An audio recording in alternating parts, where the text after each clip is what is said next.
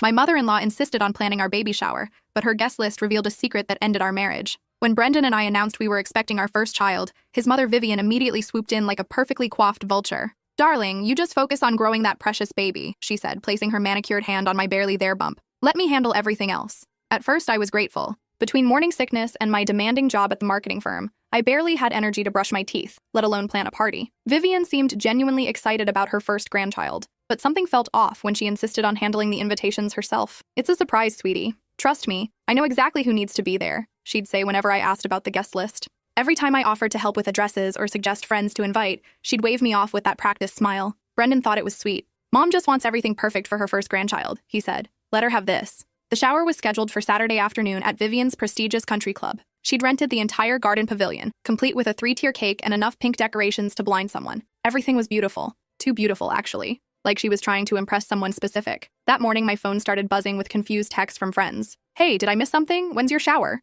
My college roommate Jessica wrote. "I thought we were close. Congratulations anyway," texted my work friend Maria. My stomach twisted. I called Vivian immediately. "Oh, honey, space was limited at the club," she said smoothly. "I had to prioritize family and Brendan's important business connections." Important business connections? For a baby shower? When we arrived at the club, I felt like I'd walked into someone else's party. I recognized exactly 3 people: my mom, my sister Rebecca, and Brendan's Aunt Helen. The other 25 guests were complete strangers to me. Well-dressed women in their late 20s to early 30s, all impeccably styled, all blonde, all stealing glances in my direction. "Who are all these people?" I whispered to Brendan. He looked just as confused. "I thought they were your friends. Mom said she'd invited your social circle." During the gift opening ceremony, I noticed something odd. Every single present had a card signed with unfamiliar names: Delilah, Cassandra, Rochelle, Lauren, Tiffany. But the handwriting on all of them looked identical. The same looping cursive, the same black ink pen. Someone had written all these cards themselves. That's when a woman with platinum blonde hair approached me. She wore a designer dress that probably cost more than my monthly rent. "Congratulations, dear," she said with a smile that didn't reach her eyes. "I'm Delilah Morrison. We have so much to catch up on." "I'm sorry, have we met?" I asked. Her smile faltered. "Brendan never mentioned me? That's interesting." Before I could respond, another woman joined us, a redhead with dark roots. "This is incredibly awkward," she said flatly. "He told us you knew about everything." My blood ran cold. "Knew what?" I managed to ask. The blonde woman, Delilah, exchanged a meaningful look with her friend. "About the support group, sweetheart." "What support group?" "The one for Brendan's other women," she said matter-of-factly. "Vivian started it after wife number 2 couldn't handle the transition." The world tilted sideways. Wife number 2? That's when I really looked around the pavilion and realized what I was seeing. 25 women, all blonde or recently blonde, all around my age, all watching me with a mixture of pity, recognition, and something that looked like relief. "You're wife number 4, the redhead said gently. "I'm Cassandra Hayes, wife number 3, divorced 8 months ago when I found out about the others." My legs nearly gave out. I grabbed the back of a chair to steady myself. "4 wives?" I whispered. "That we know of," Delilah said. "There might be more who haven't found our little support network yet." I looked around desperately for Brendan. He was across the pavilion, deep in conversation with his mother, completely oblivious to the bomb being dropped on his pregnant wife. "The first wife was Tiffany Chen," Cassandra explained. "Married right out of college. She lasted 2 years before she found out about Lauren." "Lauren Martinez was the second," added another woman. "That's when Vivian started the support group." My hand instinctively went to my stomach. "I'm 4 months pregnant." The women exchanged knowing looks. "So was Lauren when she found out about me," Delilah said softly. "And I was 5 months pregnant when I discovered Cassandra existed." "What happened to the babies?" I asked, dreading the answer. "Miscarriage from the stress," Delilah said, her voice flat with old pain. "The doctors said it was the shock and emotional trauma. Cassandra wasn't so lucky, or unlucky, depending on how you look at it." Cassandra pulled out her phone and showed me a picture of a beautiful little girl with curly blonde hair and Brendan's unmistakable green eyes. "Emma just turned 3 last month. Brendan hasn't seen her since our divorce was finalized. Vivian sends money sometimes. Guilt payments, I call them. But she's made it very clear that I'm not welcome in their family anymore." The pieces of my life started falling apart like a house of cards. Brendan's frequent business trips that seemed to have no clear purpose. The way he guarded his phone like it contained state secrets. How he'd convinced me to move across the country from my family in Oregon, saying his business opportunities were better here in Chicago. "He's still legally married to Lauren," another woman said quietly. She was tiny and looked exhausted, with dark circles under her eyes. "I'm Rochelle Kim. Their divorce was never finalized. Something about paperwork complications that Brendan kept creating." The ground beneath me shifted. "That means our marriage isn't even legal." "None of ours were," Delilah confirmed grimly, "except Tiffany's. She was the only legitimate wife. The rest of us were just accessories." I felt physically sick. "How long has this been going on?" 12 years, Cassandra said. "Since he graduated college. Vivian keeps track of all of us in a little leather notebook she carries in her purse. She calls it her daughter-in-law management system, like we're inventory to be tracked. She invited us here to meet you, Delilah explained, to officially welcome you to the sisterhood of Brendan's victims. She does this every time he gets a new woman pregnant. It's her twisted idea of transparency. Why didn't anyone try to warn me before this? I asked. We tried, Rochelle said earnestly. Remember the woman who approached you at the Whole Foods 3 months ago? That was me. I remembered now. A frantic-looking woman had cornered me in the produce section, insisting she knew my husband. I'd assumed she was some jealous ex-girlfriend and had hurried away. And the anonymous letter you received 2 months ago? Cassandra added. That was me. The letter. I'd thought it was from some bitter ex trying to ruin my happiness. It had contained vague warnings about Brendan's character and a phone number to call. I'd shredded it without a second thought. We have a whole system now, Delilah explained, pulling out her phone to show me a group chat. We try to reach the new ones before it's too late. But Brendan's gotten smarter about keeping his women isolated. Vivian coordinates everything, Cassandra continued. She helps him scout new targets, usually through her charity work or social club activities. Young women, preferably with no close family nearby, Rochelle listed. Blonde, educated, financially independent, but not wealthy enough to be suspicious of his lifestyle. I fit the profile perfectly. I'd moved to Chicago for what I thought was a dream job, leaving my parents and sister back in Oregon. I'd met Brendan at one of Vivian's charity galas, where she'd introduced us with glowing praise. The pregnancy was planned, I realized aloud. He wanted me pregnant. Pregnant women are less likely to leave, Delilah said sadly. And Vivian is obsessed with babies. She's desperate for grandchildren to spoil and show off. What about all the other children? I asked. 7 total, including yours, Cassandra said, pulling out what looked like a handwritten family tree. Emma's the oldest at 3. Then there's Michael, who's 2.5. He lives with Lauren's parents in Arizona since she had a complete breakdown. Twins Samuel and Grace are with their aunt in Florida after wife number 2, Jennifer Walsh, was hospitalized for severe depression. And Rochelle has 18-month-old twins, Oliver and Sophia, 7 children, all with different mothers, all being raised without their father because he was too busy collecting new wives to care for the families he'd already created. My sister Rebecca appeared at my side, having noticed my distressed state. What's going on? She asked, eyeing the circle of blonde women with growing alarm. These are Brendan's other wives, I said numbly. Rebecca's face went completely white. Other wives? What do you mean, other wives? Before anyone could explain further, Brendan finally noticed our gathering. I watched his face change when he saw exactly who I was talking to. The color drained from his cheeks, and he started walking toward us with quick, determined steps. Ladies, he said with forced cheerfulness when he reached us, I see you've all met my beautiful wife. Which wife would that be exactly? Delilah asked coolly. Brendan's jaw tightened. Mom mentioned she'd invited a few old friends to the shower. I didn't realize you'd all be here together. Surprise, Cassandra said dryly. We brought gifts. She handed me a thick manila envelope. Inside were photocopies of marriage certificates, divorce papers, birth certificates, hospital records, and court documents. A complete paper trail of Brendan's 12-year pattern of deception. The private investigator we hired put this together, she explained while Brendan tried to grab the envelope. Every woman deserves to know exactly what she's dealing with. Brendan managed to snatch some papers, but Rebecca quickly stepped between us. Don't you dare touch her, she warned. This is absolutely ridiculous, Brendan said, his facade finally cracking. These women are bitter and jealous because they couldn't handle sharing me with my business responsibilities. Moved on? Rochelle laughed bitterly. You're still sending me court-ordered child support for twins you've never bothered to meet. You've never even asked their names. Vivian appeared beside her son like she'd been summoned, her face tight with annoyance. Girls, please don't make a scene, she said sharply. This is supposed to be a joyful celebration. A celebration of what? I asked, finding my voice. Your son's 4th bigamous marriage? Now, dear, bigamy is such a harsh legal term, Vivian said dismissively. Brendan is simply a man who loves deeply. Some people are meant to have expansive hearts. Love? Delilah scoffed. Your son is a serial predator who uses you to enable his behavior. Vivian's composure cracked slightly. I've tried to make amends.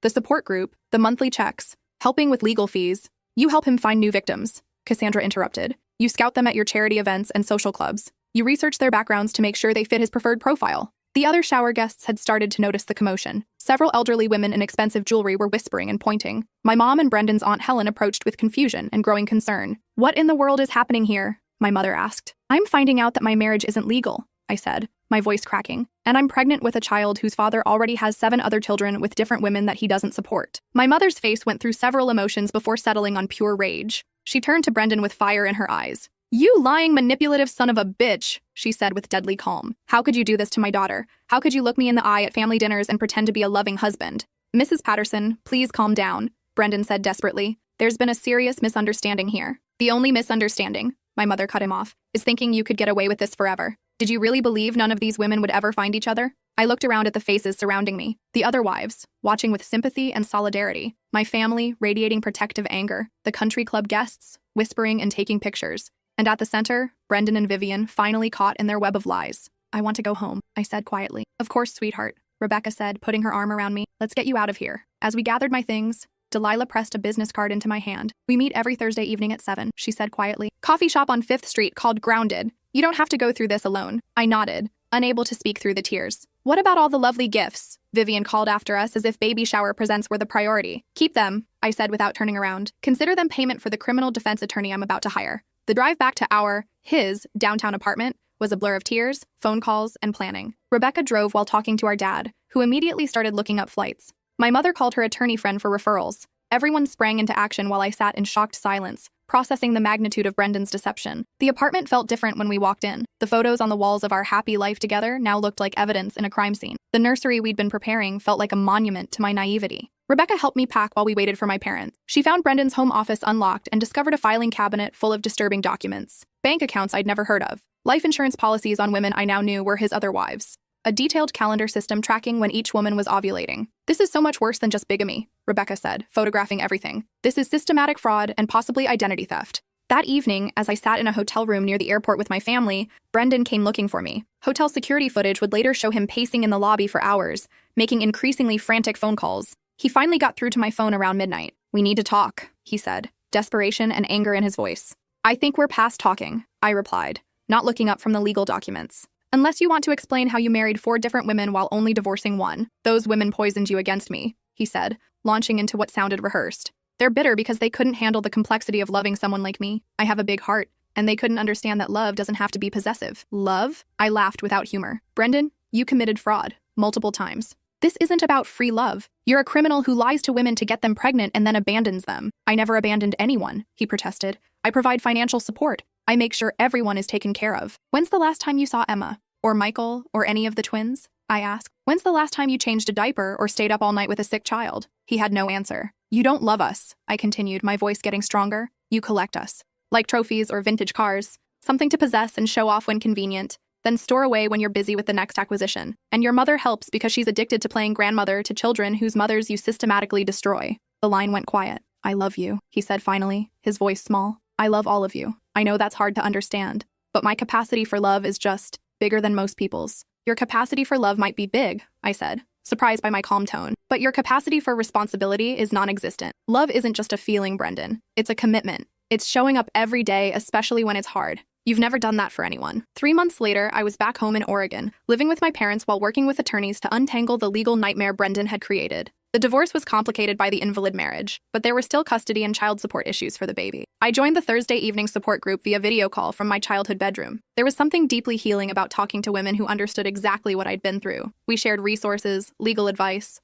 childcare strategies, and most importantly, the truth that none of us were to blame. Delilah had become our group leader over the years. She'd been tracking Brendan's patterns the longest, and had developed an extensive system for warning new targets. They'd successfully intervened in 3 potential relationships since my shower, probably saving those women years of trauma. He's getting increasingly sloppy, Delilah reported during one weekly call. Vivian's frustrated that her recruitment system isn't working anymore. Word is getting out in their social circles, and several charity organizations have quietly removed her from their boards. The support group had also connected with wives we hadn't known about. 2 more women came forward after seeing news coverage. The total count was now 6 wives and 9 children, with more potentially undiscovered. During our meetings, I learned the full scope of what Brendan and Vivian had been doing. They'd developed an intricate system over 12 years, with Vivian serving as talent scout, relationship coordinator, and damage control specialist. Tiffany, the first wife, shared her story during one particularly emotional session. I thought I was going crazy, she said. Brendan would disappear for days, claiming business trips, then come back with elaborate explanations. When I found women's clothing that wasn't mine in our closet, he convinced me I was having memory problems from stress.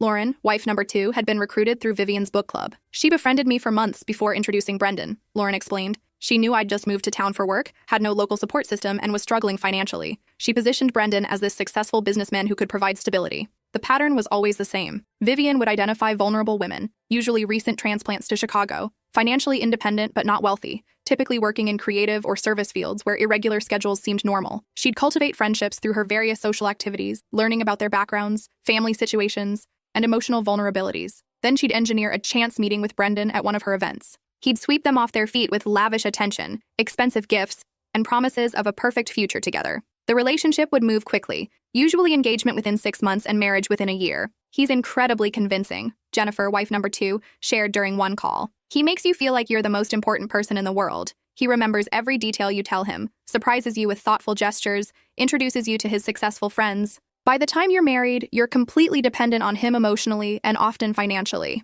The pregnancies were always planned, though the women didn't realize it at the time. Brendan would sabotage birth control or pressure for children with talk about how much he wanted to start a family. Once pregnant, the women were effectively trapped, emotionally invested, financially dependent, and isolated from their original support systems. I had terrible morning sickness with the twins, Rochelle shared. Brendan hired a housekeeper and convinced me to quit my job to focus on my health. I thought he was being supportive, but really he was making sure I couldn't leave easily. Vivian's role was crucial in maintaining the deception. She managed Brendan's complicated schedule, ensuring wives rarely crossed paths. She handled much of the financial coordination, managing separate bank accounts, paying bills, even managing some of the women's personal finances to reduce their stress. She had spreadsheets, Cassandra revealed, detailed charts tracking our cycles, our schedules, our emotional states. She knew which of us were having problems with Brendan and would adjust his availability accordingly. When marriages started falling apart, usually when wives discovered evidence of other women, Vivian would spring into damage control mode. She'd gaslight the wives, suggesting they were imagining things or misunderstanding innocent situations.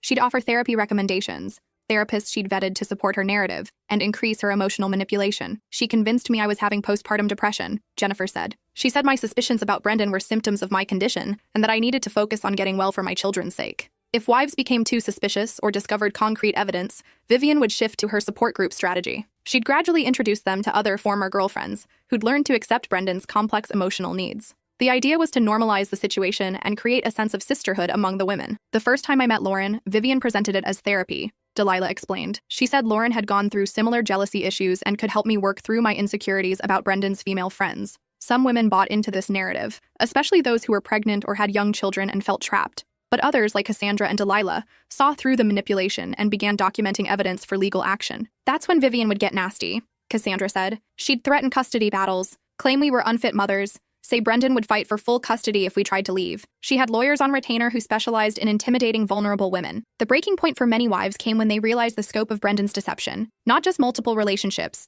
but the financial fraud, forged documents, and identity theft that supported his lifestyle. He had credit cards in my name that I never applied for, Lauren discovered. He'd been using my social security number to open accounts and take out loans. When I left him, my credit was destroyed. 6 months after the shower, I gave birth to Hope in a Portland hospital surrounded by my real family. Brendan appeared with flowers and tears, but I'd already filed restraining orders. I'll change, he promised through the glass of the NICU. I'll divorce the others properly. We can be a real family. You had 9 chances to be a real father, I told him. Hope makes 10. I'm not interested in giving you an 11th opportunity. Security escorted him out, and he never returned. Vivian tried a different approach, hiring expensive attorneys to demand grandparents' rights. But when the judge reviewed evidence of her active role in Brendan's deception, including testimony from 6 mothers and phone records showing her coordination of his activities, he dismissed her petition entirely. Mrs. Hartwell, the judge said, disgust clear in his voice, your enabling of your son's fraudulent and emotionally abusive behavior has caused immeasurable harm to multiple families and children. Until you demonstrate genuine accountability and seek appropriate mental health treatment,